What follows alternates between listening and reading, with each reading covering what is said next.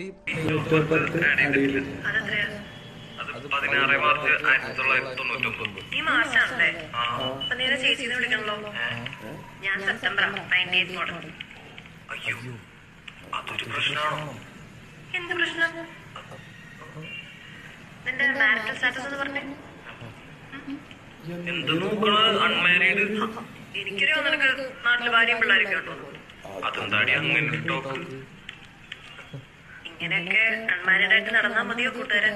ഒരു കല്യാണമൊക്കെ കഴിക്കട്ടെ. അതെ, അതിനെ കുറിച്ച് തന്നെയാണ് ഞാനും ആലോചിക്കുന്നത്. ഈ അൺമാരീഡിൽ നിന്നും മാരീഡിലേക്ക് മാറാൻ ഒരൊറ്റ കേസ് മതി.